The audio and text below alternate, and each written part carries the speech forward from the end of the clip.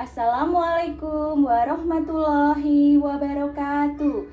Perkenalkan, nama saya Aryastika Irina Sofian Eskepners, guru di SMK Bina Mandiri Rembang, sekaligus sebagai mahasiswi PPG dalam jabatan Angkatan Ketiga tahun 2021. Pada kesempatan kali ini, saya akan menampilkan video PPL yang pertama dengan mata pelajaran komunikasi keperawatan, materi komunikasi pada anak prasekolah secara daring. Selamat menyaksikan.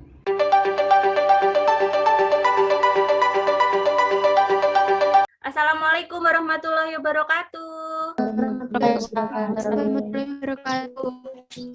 Oke, terima kasih anak-anak sudah bergabung dengan Bu Irin ya di pembelajaran kali ini. Nah, hari ini nanti kita akan belajar terkait komunikasi pada anak prasekolah ya. Sebelum belajar, coba salah satu memimpin doa terlebih dahulu. Coba Bu Irin minta tolong Mbak Yuleha sudah ada di sini? Sebelum melakukan, marilah kita berdoa menurut kepercayaan dan agamanya masing-masing. Memasuki pembelajaran, persiapan pembelajaran apa sih yang harus disiapkan terlebih dahulu?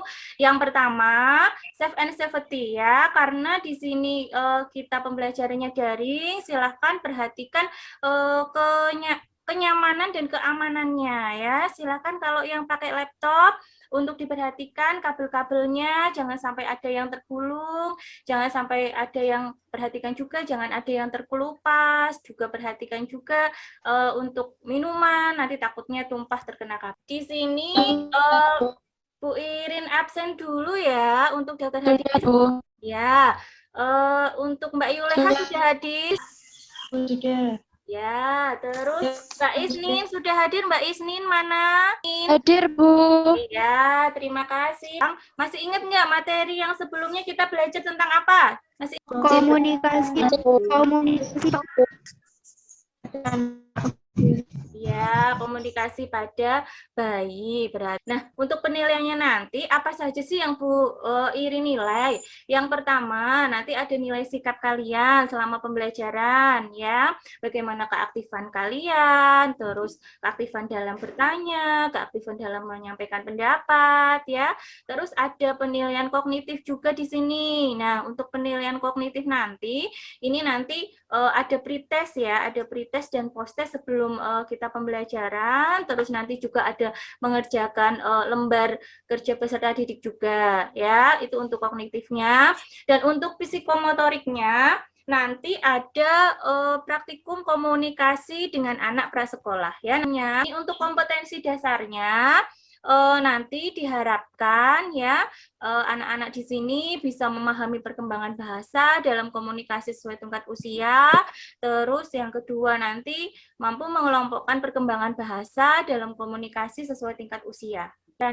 Jadi nanti setelah kalian mengikuti pembelajaran dari Bu Irin, diharapkan nanti kalian dapat memahami tugas perkembangan pada anak usia prasekolah, terus menggali informasi ya, melalui menggali informasi dan diskusi, nanti diharapkan dapat menentukan perkembangan bahasa anak usia prasekolah, terus melalui menyimak video, nanti diharapkan mampu menilai teknik komunikasi pada anak prasekolah, terus nanti juga diharapkan mampu membangun sikap yang baik ya dalam komunikasi pada anak prasekolah sesuai dengan SOP ya. Terus yang terakhir nanti mampu memodifikasi teknik komunikasi pada anak prasekolah. Nah, ini untuk pretestnya kita secara lisan saja ya. Yang nomor 1, tugas perkembangan anak usia prasekolah adalah yang mana coba Mbak Lila Firna? Ya, Bu. Ya, yang mana coba? Tugas perkembangan anak usia prasekolah. B. Kalau lihat videonya dulu ya. Oke, Bu Iris videonya dulu. Video tadi silahkan diidentifikasi ya. Ini Bisa saya mulai, Ibu? Jadi di sini dalam komunikasi anak secara verbal di usia 2 sampai 6 tahun terdapat orientasi yang di dalamnya berisi satu memberikan salam, yang kedua ada memperkenalkan diri, setelah itu menyampaikan tujuan, menanyakan kesiapan klien atau pasien. Nah, di tahap kerjanya sendiri, beliau melakukan kegiatan dengan cara yang lalu melakukan komunikasi secara verbal dengan mengajak anak bermain. Di tahap terminasi ini sendiri, beliau mengevaluasi tindakan serta memberikan reinforcement positif, terus menyampaikan rencana tindak lanjut, setelah itu berpamitan atau salam. Sudah, Bu. Mbak Yuleha, bagus sekali ya analisis dari videonya. Mungkin ada teman yang lain yang menanggapi dari tadi yang dipaparkan oleh Mbak Yuleha. Mungkin ada yang berbeda dengan analisisnya. Coba, mungkin bisa ditambahkan. Atau mungkin ada yang Saya, berbeda. Bu. Oke, silakan Mbak Lira Firna. Sebaiknya di tahap orientasi ditambahkan untuk mengecek identitas anak, misalnya melalui ibu atau keluarga, dan melibatkan keluarga untuk berkomunikasi. Oke, ada mencuci tangan, terus ada apa namanya? Menyiapkan alatnya, karena mengajak bermain berarti alat-alat permainannya yang disiapkan. Oke, terus masuk ke tahap orientasi. Tadi juga sudah tepat sekali ya disampaikan oleh Mbak Yuleha, Mbak Valiani, dan teman-teman. Di situ harus ada salam dulu, mengucapkan salam, perkenalan diri dulu kita ya. Setelah itu kita juga menyampaikan tujuan dan prosedurnya, dan libatkan juga keluarga dalam berkomunikasi. Ya, di situ kalau ada ibunya berarti kita juga melibatkan ibunya juga untuk berkomunikasi. Ya, terus di tahap kerjanya di sini ada mengajak bermain. Ya, tergantung dari permainannya itu apa, alat bermain yang disiapkan itu apa. Ya, karena di sini anak-anak itu pasti dalam masa di rumah sakit itu ada trauma tersendiri ya, karena merasa takut sekali. Biasanya bisa bermain, harus tiduran terus, jadi takut dengan lingkungan di rumah sakit. Makanya bagaimana caranya kita itu bisa mengajak anak-anak prasekolah itu untuk bisa kooperatif terhadap kita. Jadi Bu Irin share dulu untuk LKPD-nya ya. Nah ini yang nomor 1, ini tentukan apakah tugas perkembangan pada anak prasekolah berikut ini benar atau salah. Nah, kalian dalam mencari jawabannya juga jangan lupa ya, pakai sumber buku yang sudah kalian punya, dan juga kalian bisa cari lewat web ya atau internet ya, enggak masalah ya, cari informasi sumbernya sebanyak mungkin ya. Oke, silakan yang A. Di sini ada tugas perkembangan pada anak prasekolah yang A. Dia sudah bisa belajar membedakan jenis kelamin. Kira-kira benar atau salah ya? Siapa yang mau jawab? Untuk yang nomor 1. Kira-kira benar atau salah? Mbak Isnin, coba nomor 1. Di usia prasekolah itu sudah bisa belajar membedakan jenis kelamin. Benar atau salah ya?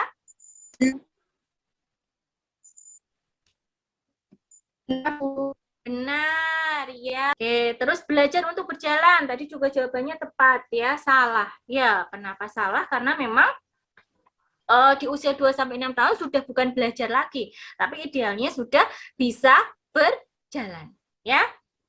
Oke, sekarang untuk LKPD yang selanjutnya. Nah, di sini ada Bu Irin punya soal kasus. Silahkan dipahami dulu. Anak T 2 tahun lebih senang menonton TV daripada bermain dengan temannya. Nah, anak T di sini tampak asik melihat kartun Masha and the Bear. Dia selalu mengikuti tontonan tersebut.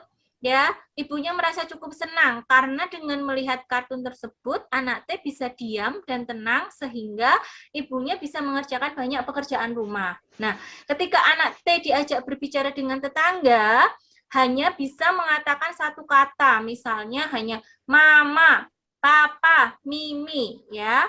Anak T mengungkapkan keinginan dengan bahasa yang tidak jelas dan sulit dipahami, ya.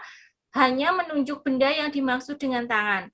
Sehingga apabila keinginan tidak terpenuhi, cenderung untuk menangis. Nah, dari kasus di atas, silakan identifikasi ada masalah nggak sih di kasus yang Bu Irin buat ini? Masalah perkembangan bahasanya itu apa saja di dalam kasus ini, di anak usia 2 tahun ini, ya. Nah, setelah mengidentifikasi masalah perkembangan bahasa, silakan tulislah perkembangan bahasa yang normal pada anak usia 2 tahun itu harusnya sudah bisa seperti apa, ya, berbicaranya harus seperti apa, ya. Coba diidentifikasi dulu, itu apa yang berani untuk memaparkan?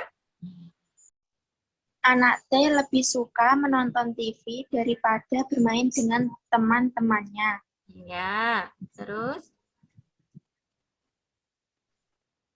Anak T hanya bisa mengucapkan satu kata, belum bisa mengungkapkan dalam bentuk kalimat. Ya, terus? Anak T mengungkapkan keinginan dengan menggunakan bahasa yang tidak jelas dan sulit dipahami. Jadi, mungkin ada yang ingin ditanyakan dulu sebelum kita ke mendemonstrasikan komunikasinya seperti apa. Sampai di sini, dari tugas perkembangannya, dari bahasanya, dari tekniknya, ada yang ingin ditanyakan dulu atau sudah jelas semuanya nih? Mbak Wanda gimana, sudah jelas atau ada yang ingin ditanyakan ke Bu Irin? Sudah, Bu, udah jelas. Oke, yang lainnya gimana, sudah jelas semua, ayo? Speakernya diaktifkan? Sudah, Bu. Sudah, oke. Sudah. Oke, kalau sudah jelas semua berarti bisa dilanjut untuk yang prakteknya ya, silakan. Tadi sudah disebutkan tekniknya itu ada bermacam-macam, ada dengan cara bercerita, ada dengan cara bermain, ya. Nah, silakan kalian memilih yang sekiranya itu kalian itu bisa, itu dengan menggunakan teknik yang mana? Silakan Bu Irin, mempersilahkan kalian untuk memilih sendiri, mau yang secara verbal atau mau yang secara non verbal, ya. Nanti berpasangan, ya. Berpasangan, yang satu nanti berperan menjadi perawatnya, yang satu berperan menjadi anaknya, ya. Assalamualaikum warahmatullahi wabarakatuh. Perkenalkan, nama saya Perawat Yulia. Di sini saya akan mengajak bercerita. Saya akan mengajak cerita Dek Ira dengan bercerita Kancil Mencuri Mentimun. Terus nih kesimpulannya ya, komunikasinya juga tadi kalian sudah belajar banyak juga dari tahap orientasi dan sampai tahap terminasi juga. Oke, untuk jawaban post-testnya ini ya. Oke, terus untuk pertemuan selanjutnya nanti kita belajar untuk tahap perkembangan pada usia remaja, ya. Oke, silakan salah satu untuk memimpin doa terlebih dahulu, ya. Marilah kita berdoa dan menurut agama dan sampai jumpa di pertemuan yang selanjutnya ya. Makasih. Assalamualaikum warahmatullahi wabarakatuh.